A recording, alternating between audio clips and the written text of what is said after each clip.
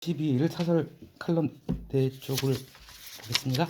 순서는 이명박근혜, 문재인, 그리고 감동, 그리고 난 다음에 뭐죠? 마지막에 협력. 글들이 다 괜찮습니다. 오늘 상당히 제가 감히 뭐 글을 평가할 주제는 아니지만은 상당히 글이 좋아서 다 읽어보셨을 테니까요. 좀 빨리 진행하겠습니다. 이어지는 거 이제 아시겠죠? 이게 공교롭게도 둘 다 오늘자 한국일보 사설 칼럼이에요. 이태규 칼럼도 그렇고 이거 뉴스룸에서도 그렇고. 그래서 이명박근혜를 비판하고요. 뭐 이명박근혜를 비판했다기보다는 현 정부를 비판하는 거죠. 그리고 나서 문재인 대통령한테도 좀 저엄잖게 한 소리 했어요. 나름 좀 설득력이 뭐 각자 정치 성향에 따라서 다른 생각을 가질 수 있겠지만 그걸 떠나서 그를 좀 상당히 설득력이 뽑았기 때문에 골라봤습니다. 저도 솔직히 개인적인 정치 성향으로는 이 두 글에 뭐 각각 답 동의를 하진 않아요. 그렇지만 그래도 설득력이 있었기 때문에 첫 번째 이명박근혜 볼게요. 사진 보니까 많이 늙으셨어요.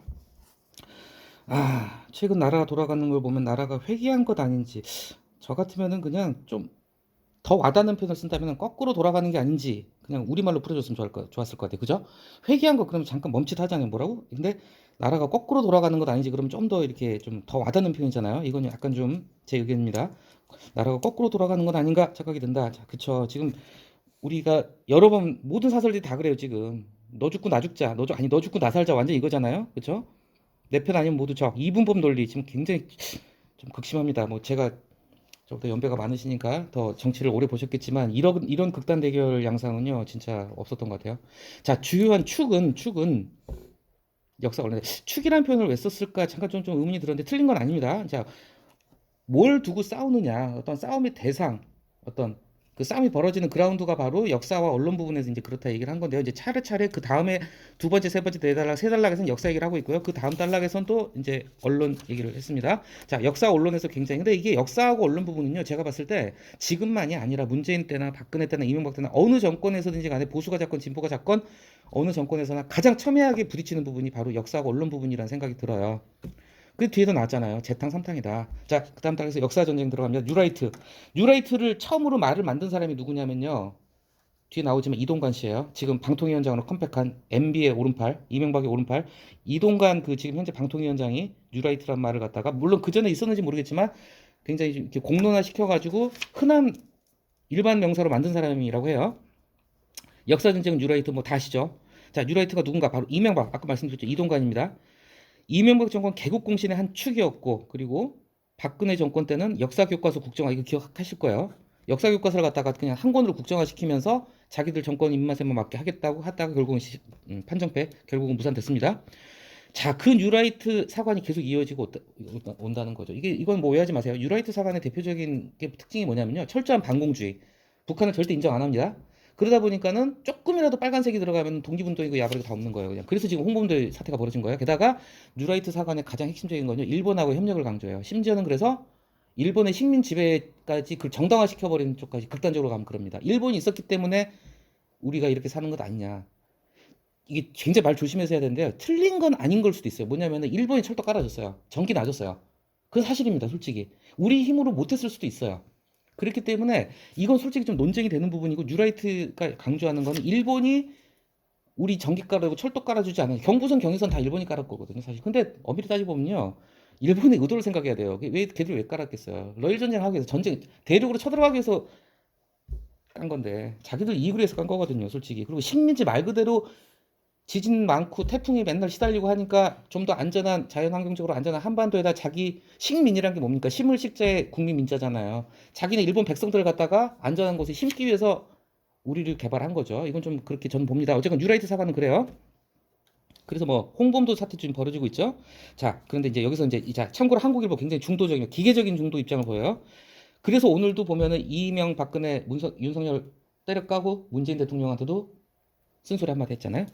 그런 뉴라이트를 보수로 인정하는 정통 보수는 보지 못했다. 다시 얘기하자면 정통 보수, 그러니까 진짜 보수, 찐 보수, 제대로 된 보수라면 그런 뉴라이트는 보수를 인정 안 하는 거예요. 뉴라이트는 이건 태극기 거의 가까이 간 그런 거기 때문에 왜냐하면 일본의 식민 지배까지 정당화하는 쪽으로 나가고 있거든요. 이건 조금 제 개인적인 생각에도 문제가 있습니다. 자, 다음 단락에서 이제 계속 이어갑니다. 이 뉴라이트가 정권의 중심부로 들어간 거는 예상 가능한 일이었다. 이거 그래서 자, 27년간 검사만 하다가, 그러니까 윤석열 대통령한테 꼬리표로 따라붙는 게 이거예요. 이건 훈장이 아닙니다. 27년간 검사질만 했어요. 약간 좀 비하적인 표현이 아닙니다. 검사질만 했어요. 자, 별의 순간. 혹시라도 찾아보셨겠지만 제가 적어왔습니다. 독일어로 슈테른 슈툰테라고 합니다. 슈테판 츠바이크라는, 저도 오늘 처음 알았어요.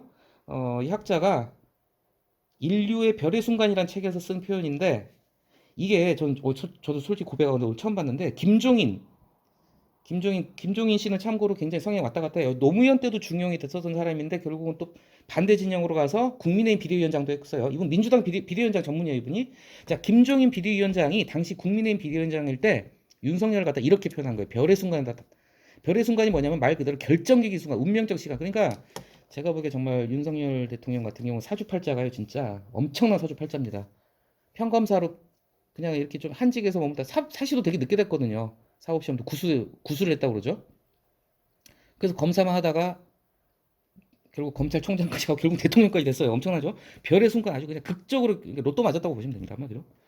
자, 그가 처음 정치 선언을 했을 때 지근거리 가장 가까운 거리에서 도움 인물들이 다 친이계. 지금 대표적인 게 장제원이죠. 친이계. 장제원이 대표적이다. 그래서 바로 앞에서 했던 거 되풀이합니다. 친이계. 이명박 정권이 출범한 사상적 조직적 기반이 바로 뉴라이트다. 그리고 이제 부연 설명을 좀 더 길게 했어요. 자, 그러면서 지금 MB맨들이 하나하나 복귀를 하고 있습니다. MB 때 문화체육 장관 했는데 유인천 또 그 자리 또 왔습니다. 72세 나이에. 자, 김행 이분 보니까 많이 늙었더라고요. 김행. 이분도 자, 참고로 김행은 중앙일보 여론조사 전문 기자 출신입니다. 이분이. 김행. 제가 알기로는 김행 씨가 옛날에 정몽준 쪽에 있었을 거예요, 아마. 근데 정몽준 노무현 단일화되면서 잠깐 모습을 감췄다가 다시 컴백을 했어요. 박근혜 때 대변인 하다가 여가부 장관 들어왔죠. 다 낯익은 얼굴들이다. 기시감, 데자뷰죠. 봤던 얼굴들이니까. 예. 올드보이들 귀환하고 있어요. 자, 여기까지해서 이제 역사 얘기를 했습니다. 지금 그 뉴라이트가 판을 치고 있다는 얘기를 비판한 거죠. 그다음에 언론. 자, 이명박 정부 때 이 이동관이라는 사람이요. 물론 정치적으로 중립적으로 얘기를 합니다.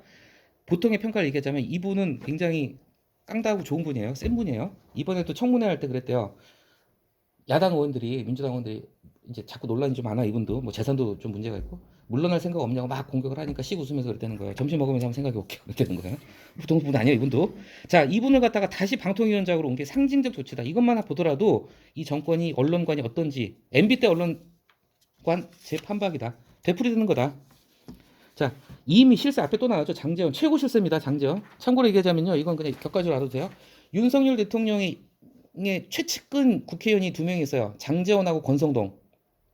장제원하고 권성동인데 또 둘이 또 당연히 사이가 안 좋겠죠. 경쟁을 하는 관계니까. 자, 장제원이 그 유명한 저기 뭐야 노엘인가요? 그 사고 치네. 자식 농사는 좀 실패하신 것 같아요. 자, 장제원 의원이 뭐 위원장을 잡았다고 그러죠. 자, 그래서 그때 모습이 떠오른다. 아까 나왔던 기시감하고 똑같은 얘기죠. 기시감 데자뷰. 자, 여기까지 해서 이제 역사하고 언론 얘기를 했습니다. 자, 이런 와중에 이명박근혜 이제 드디어 이제 슬슬 기지개 켰습니다. 이 전 대통령이 얼마 전에 바로 이 사진 나왔죠. 강연에 나왔어요. 그리고 뭐 오지 여행이 빗댔고 참. 자, 오지 여행. 분명한 건 죄 혐의 다 대법원에서 확정된 거죠. 구속됐고 평 살았던 전직 대통령이 할 소리는 아니죠. 이건 잘못된 거죠. 자, 그리고 김기현 대표가 박근혜 대통령 찾아갔어요. 이제 선거 다가오니까 필요하죠, 도움이. 이명박 박근혜. 그래서 이명박 박근혜 양쪽이 다 이제 왜냐면은 지금 윤석열 정부에 자꾸 지지율 떨어지고 하니까 이명박 박근혜를 잡아야 돼, 손을. 근데 제가 장담하는데요. 이번에 공천할 때 지분이 들어갈 겁니다. 이명박 지분, 박근혜 지분 들어갈 거야. 분명히 들어갑니다. 박근혜 지금 박근혜 대통령, 윤석열 대통령 조만간 만날 텐데요. 제가 좀 소설 하나 써볼게요. 박근혜 대통령이 쪽지 하나 줄 거예요, 아마. 이름 몇 개 써가지고 얘네는 좀 해줘, 이렇게. 자, 천막당사. 이거는 조금 옛날 일이라서 모르시는 분도 있을 거예요. 어, 옛날 한나라당이었죠. 한나라당이 이제 개박살이 났었어요. 총통 사건, 북한한테 총 좀 쏴줘. 그리고 차떼기, 박스떼기, 돈 가지고 선거했을 때 그때 한나라당이 와야 될 뻔했는데 그때 천막을 쳤습니다. 어, 건물에 안 들어가고요. 뭐 건물을 그때 팔았나 어쩌나 하여튼 천막을 치고 막 그때 막 뒤에도 나오지만 선거의 여왕. 신기하게도 이 박근혜 대통령이요 선거의 여왕이란 말이 맞아요. 선거는 진짜 다 이겼어요. 박근혜 대통령이 선대 본부장하고 이랬던 선거들 본인 선거도 이겼지만은 그래서 별명이 선거의 여왕입니다. 그러니까 자꾸 얘기 길어지는데 그, 그 언제나 2000년대 중반이었는데 박근혜 대통령이 어디 유세를 하다가 대전이었나 어디였나 유세를 하다가 카타칼 테러를 당해요. 카타칼 테러 당합니다. 그때 진짜 좀 굉장히 위험했다고 해요. 카타칼 테러가 당해가지고 병원에 누워 있는데 이제 뭐 응급처치를 받고 딱 눈을 떴어요. 눈을 뜨자마자 어디에 다치죠? 가물가물해서 어디는요? 하고 그 지역구 상황을 물어본 거예요. 눈 뜨자마자 선거부터 걱정한 거예요.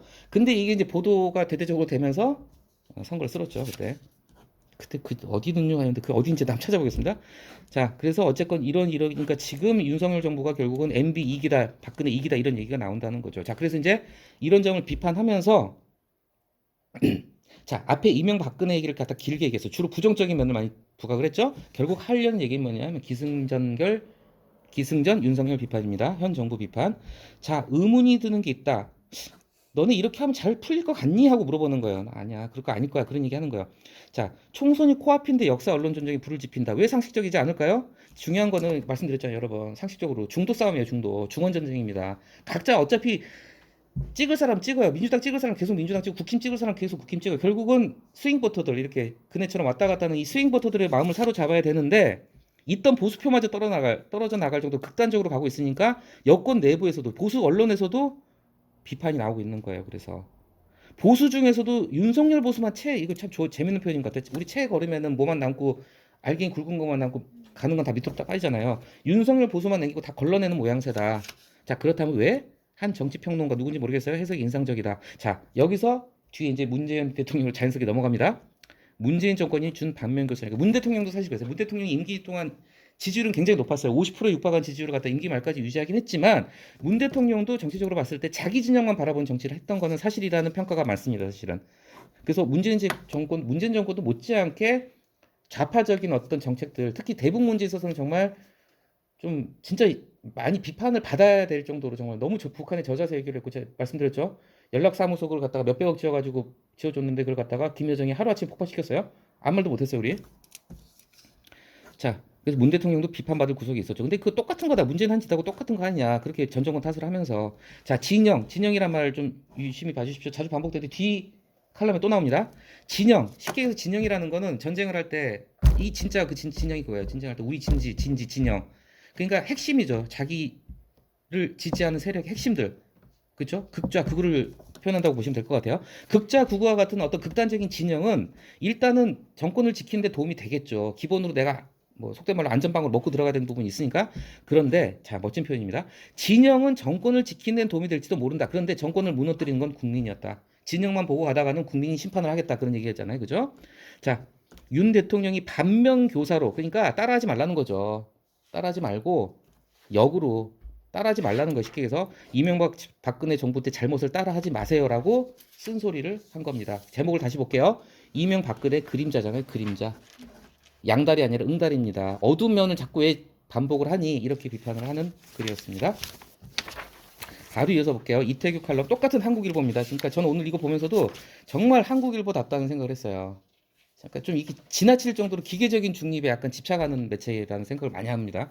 자, 공평하게 문재인 대통령에 대한 비판도 했어요. 근데 비교적 앞에 칼럼보다는 좀 뭐랄까 수위가 낮아요. 수위가 낮고 뭐 근데 이 글도 저는 굉장히 좀 수긍이 많이 되는 부분이 있었어요. 그러니까 문 대통령을 이거는 뭐 속된 말로 씹거나 공격하는 글은 아니에요. 문 대통령 그래 네 말 맞아 맞는데 지금은 그러지 마세요 이런 얘기예요.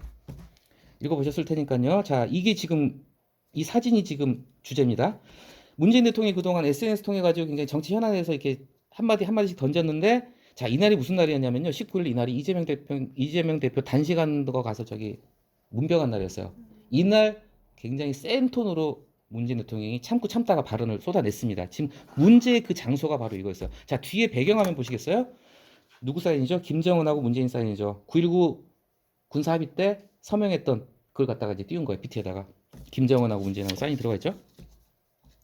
첫 달라. 문 대통령은 퇴임하면서 평범한 시민으로 삶아들어서 잊혀지고 싶다. 자, 스스로 내린 다짐이자 중요한 거. 스스로 다짐이면 어떻든 상관없어요. 근데 문제는 뭐죠? 국민에게 내보인 약속이다. 공인의 말 한마디는 굉장히 무게가 있는 거니까요. 자, 노무현 전 대통령. 여기서 저는 이거 미처 생각하지 못했던 부분인데 이걸 보고 좀 아하 싶었어요. 뭐냐면, 자, 절친이었습니다. 절친. 두 사람 친구였어요. 나이 차이는 있었지만은. 자꾸 이게 격까지 가면 안 되는데 노무현 문재인 두 사람이 혹시 변호인 영화 보셨을지 모르겠지만 노무현 문재인 둘 다 터가 이제 고향이 부산이잖아요. 양산 부산 그쵸? 두 분 다 사시 합격을 하고 뭐 문재인 대통령 같은 경우는 바로 변호사로 나갔어요. 노무현 대통령은 진짜 1년도 판사 1년도 안 했습니다. 그래가지고 부산에 합동법률사무소 차려가지고 둘이 같이 동업을 했어요. 그래서 주로 세무 쪽 해가지고 재미를 좀 봐서 돈 많이 벌었대요. 그리고 평생의 친구였고 나중에 노무현 대통령 말기에 민정수석이랑 청와대 비서실장을 했었죠. 그리고 결국 노무현 대통령 돌아가시고 나서 정기치 들어와서 친구의 뒤를 이어서 대통령까지 된 사람이죠. 자, 노무현 대통령의 교훈을 잊지 않은 이 교훈이 뭔가 했더니 야 기분 좋다 이거 되게 좋은 좋다고 그 많이 회자가 된 뭐 인터넷 같은데 짤로도 많이 돌아다닙니다. 노무현 대통령이 야 기분 좋다 막뭐 퇴임했을 때인가 그런 얘기를 했을 거예요. 봉화마을에서 막걸리 마시면서인가. 자, 근데 노무현 대통령은 고향에서 조용히 이렇게 있으면서 정말 농사 지으면서 평범하게 살려고 했어요. 근데 그게 안 된 거예요. 왜냐? 봉화마을에 사람들이 구름처럼 몰려듭니다. 그러니까 이명박이 긴장을 하죠. 긴장을 하고 이명박이 드디어 보복카드를 꺼냅니다. 그래서 돌아가시게 된 거예요. 나와주세요를 외쳤고, 자, 여기가 중요합니다. 보수의 눈에 그는 이미 진보의 구심점이었다. 물러났지만 이거 물러난 게 아니구나. 굉장히 경계를 한 거야. 그래가지고 수사가 들어갔고 퇴임 2년 차에 옥죄기 수사. 그래서 이듬해 비극 돌아가셨죠. 스스로 목숨을 끊으셨습니다. 자, 그래서 문재인도 아마 그럴 것이다 이제 이런 얘기를 했는데, 자, 노무현의 교훈에도 그 다음에 빠진 게 있습니다. 불구하고를 넣으면 좀 더 의미가 이어지기 좋을 것 같아요. 노무현의 교훈에도 불구하고 문 전 대통령이 현실 정치로 지금 한 걸음 한 걸음 다가오고 있다. 지금 이재명 때문에 지금 당이 지금 쪼개질 판이잖아요. 지금 이탈표 나와가지고 지금 결국은 통과됐습니다. 체포동의안 가결됐어요. 자, 그러니까 이제 지금 문재인 대통령이 새로운 구심점이 될, 물론 이낙연 씨가 컴백을 하게 됐는데 아직 이낙연 씨는 공식 직함도 없고 뭐 그런 힘이 없으니까 지금 민주당이 구심점 역할을 해가고 있는 거예요. 그러니까 노무현하고 똑같아. 앞에 구심점, 뒤에 구심점, 앞달라 구심점 똑같이 썼잖아요. 존재감이 점점 더 커지고 있어요. 공교롭다. 자, 이거 재밌습니다. 이거 실제 월간조선 기사에 났어요. 찾아보니까 어불성설 말도 안 되는 소리이긴 한데 차기 대선에 나온다는 얘기까지 나오고 있어요. 지금 왜 가능하냐? 우리나라 헌법 제70조 대통령의 임기는 5년으로 하며 중임할 수 없다. 중임할 수 없다는 얘기는 뭐냐면 연달아 못한다는 뜻이거든요. 그러면요 한 번 했다가 쉬었다가 나올 수 있다는 얘기가 돼요. 러시아 푸틴이 이러고 있습니다. 푸틴은 대통령 한 번 하고 총리 한 번 했다가 대통령하고 메드베데프를 갖다가 자기 하수인이에요. 메드베데프가 대통령을 그러니까 대통령 한 번 해요. 연속은 못해 헌법상. 그러니까 자기는 총리로 내려와. 그리고 이제 호수아비를 갖다 메드베데프를 갖다가 대통령 앉혀놓고 메드베데프 임기가면 다시 대통령 가요 지금. 이거예요. 그러니까 법적으로 문재인 대통령 다시 대통령 문재인만이 아니라 이명박 박근혜 다 나올 수가 있어요 지금. 연달아서 안 하기만 하면 되니까. 그래서 지금 이런 얘기까지 나오고 있고 실제 이게 월간조선 5호론가 기사에 났었대요. 기사 안 찾아봤지만 그래서 주목도가 높아질 밖에 그는 거침이 없어 보인다. 지금 문재인 대통령이 지금 화가 많이 났어요 지금. 그래서 아까 그 사진에 저 9.19 평당 5주년 기념식에서 굉장히 세게 얘기했죠. 그 전에도 잼버리 후쿠시마 홍범도 때 SNS를 통해서 페북 통해서 쓴소리를 한마디 했는데, 자, 주저함은 없었지만 하고 수위가 달랐다. 그러니까 없었지만 하고 수위가 사이에 이번에는 빠졌다고 보시면 됩니다. 그 의미가 좀 더 이어지기 편할 거예요. 이번에는 자, 그 전에도 잼버리 후쿠시마 홍범도 때도 할 말은 다 하셨는데 하하 그렇지만 이번에는 수위가 달랐다. 이번에 공개 강연에서는 굉장히 센 톤으로 발언을 하셨다는 거죠. 보수가 안보가 강하다는 것이 조작된 신화란 말에서는 결기가 느껴졌다. 자, 중요한 건 뭐냐면요. 이 글의 뉘앙스, 어떤 이 글의 주제가 이 한마디에 담겨 있습니다. 그 다음 말이 뭐냐. 이런 내용에서 동의할 부분도 있지만, 그러니까 문재인의 워딩은, 문재인 대통령의 말은 동의할 부분이 있지만, 내용은 동의하지만, 연설까지, 다운표 쳤죠. 연설까지 동의해요. 이게 읽어보셨겠지만요. 전직 대통령으로서 의견을 밝히는 건 좋아. 하지만 지금은 자중자애 하세요. 그런 뜻이에요. 공개적인 자리에서 연설까지는 하는 거는 좀 아니다. 이런 뜻으로 쓴 겁니다. 내용은 동의해. 근데 연설은 하지 마. 공개적으로 그렇게 얘기하지 마. 이런 얘기죠. 그는 그러니까 참 우리나라에서 가장 어려운 게 전직 대통령이란 자리라는 생각이 들어요, 진짜로. 전직 대통령은 특별한 지위가 있고, 자, 어쨌건 지지율은 높았지만 심판을 받았잖아요. 어쨌건 윤석열한테 정권을 넘겨줬습니다, 지금. 그래서 문재인 전 대통령 팬카페에서 탈퇴하는 사람들이 굉장히 많아졌어요. 왠 줄 알아요? 문재인 대통령 그렇게 좋아하고 팬이었는데, 왜? 당신이 결국은 윤석열이라는 괴물을 갖다가, 물론 이건 그쪽 입장에서 얘기하는 겁니다. 윤석열이라는 괴물을 갖다 대통령이 앉힌 게 문재인의 패착이었다. 100가지를 잘했는데 한 가지를 못해가지고 다 망쳐버렸다. 이렇게 보고 있어요. 진짜로. 진보 진영에서 일부는. 그래서 팬카페 탈퇴하기도 한다고 그래요. 어쨌거나 심판을 받았어요, 지금. 자, 심판자인 국민들을 생각한다면 지금은 그래. 네 말 틀린 건 아닐 수도 있어. 하지만 지금은 자중자애를 해야 된다. 그런 뜻이죠. 자, 그 다음 달락. 앞에 뭐가 생략되죠? 물론입니다. 전형적인 구조입니다. 물론 현 정부의 전 정부 탓, 다시 말해서 현 정부가 잘 못하고 있는 게 그를 현실 정치로 소환하는 측면도 있고, 당연히 국가 원로로서 뭐 뭔가를 얘기할 수 있는 그런 건 당연히 있겠죠. 어르신으로서, 국가의 어르신으로서 얘기는 할 수 있어. 하지만 전직 대통령이라면은 본인의 말에 무기를 갖다 생각을 해야 된다는 거죠. 그리고 자, 전직 대통령의 숙명, 이게 숙명이라는 게 참 단어를 잘 골랐다는 생각이 들어요. 자, 전직 대통령 꼭 그렇게 해야 된다는 법은 없어요. 의무는 아니에요. 하지만 어떤 현실 정치에 있어서 자, 지금 현 대통령이 잘할 수 있도록 자꾸 이렇게 발목 잡거나 태클은 걸지 말아야 된다는 게 어떤 관행이라면 관행이고 권장되는 관행이라는 뜻에서 숙명이라는 표현을 썼어요. 지금 대통령 마음에 안 들더라도 일단은 잘 되기를 바라는 쪽으로 좀 이렇게 가주는 게 좋지 않겠냐, 이렇게 이제 넌지시 얘기를 하고 있는 거죠. 뒤에 나오잖아요. 다른 말을 할 수 있어. 하지만 할 수 있죠. 하지만 그렇게 하지 않고 자제하는 게 전직 대통령으로서의 금도이고 미덕이다. 현 정부를 비판한다고 뭐 전적으로 수긍 못하지만 좀 고개 끄덕여주는 부분은 있었습니다. 당장 비판한다고 문제가 해결되는 것도 아니고 아까도 나왔죠. 진영. 이 극단적인 대립의 논란이 국가에 도움은 안 될 것이다. 자, 그 다음 단락의 첫 문장이요. 진짜 명문장입니다. 뭐 독창적으로 쓰신 건지 아니면 딴 데서 따왔는지 모르겠지만요. 멋있는 말이에요. 굉장히 말이 멋져. 역대 대통령은 누구냐? 시대의 선두에 서서 역사의 무게를 견뎌내며 우리 시대의 전진을 이끌어내는 인물이다. 제가 보면서 멋있다는 생각을 했습니다. 이런 표현이 굉장히 멋있는 표현이에요. 대통령, 우리나라 역대 대통령들은 시대의 선두에 서서 역사의 무게를 견뎌내며 우리 시대 전진을 이끌어낸 인물들이다. 그래서 긍정적인 얘기도 합니다. 문 전 대통령 잘한 거 많아요. 성취로 기억할 것들은 많다. 하지만 이것도 참 좋은 표현이에요. 그의 시대에 대한 평가는 통과 의례 같은 어쩔 수 없이 겪어야 하는 부정의 시간, 비판받는 시간을 갖다가 아직은 좀 더 견뎌야 돼. 왜냐면요, 그렇잖아요. 포도주도 와인도요. 당장 포도 이렇게 짜내가지고 담그면 그 맛 없어요. 그거 그냥 포도 주스지. 알코올이 되고 숙성이 되고 하려면 시간이 필요하잖아요. 역사의 심판이라는 거예요. 어떤 역사의 평가라는 거는 최소한의 시간이 필요하다는 거죠. 그러니까 지금은 이제 퇴임한 지 2년도 안 됐으니까 지금은 견뎌야 될 시간이다. 문재인 대통령 이렇게 점잖게 훈수하죠. 결국은 당장의 불리함이나 문재인 대통령 입장에서는 짜증도 나고 억울하겠죠. 하지만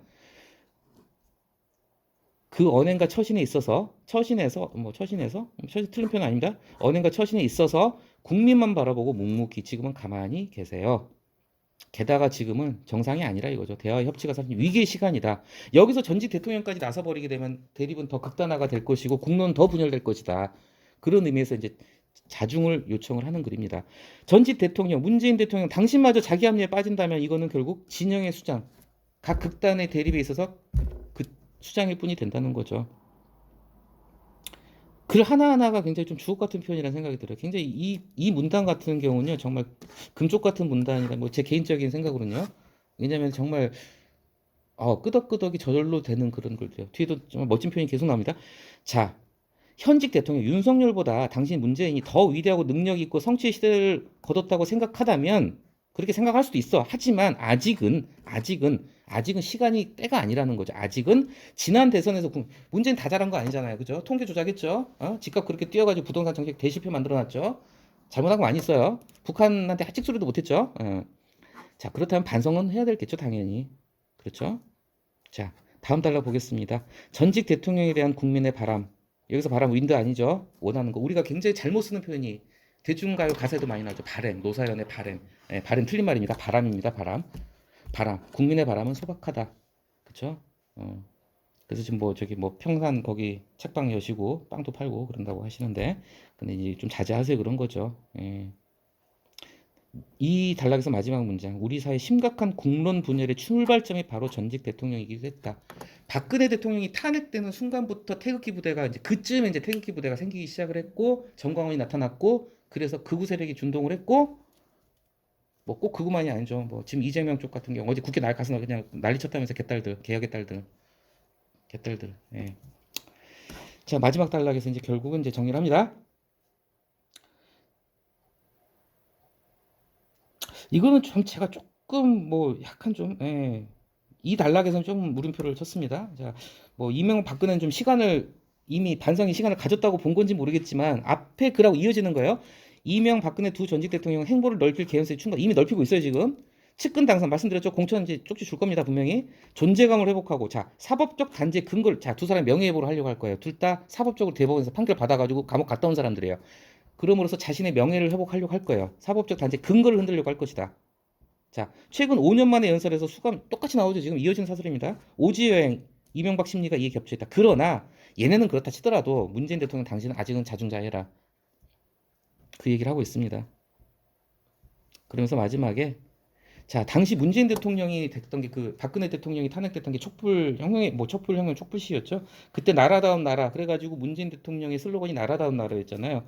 그런데도 5년 만에 심판을 받았다면 아직은 좀 더 반성하세요. 아직은 때가 아닙니다, 문재인 대통령 하고 점잖게 훈수하는 글이었습니다.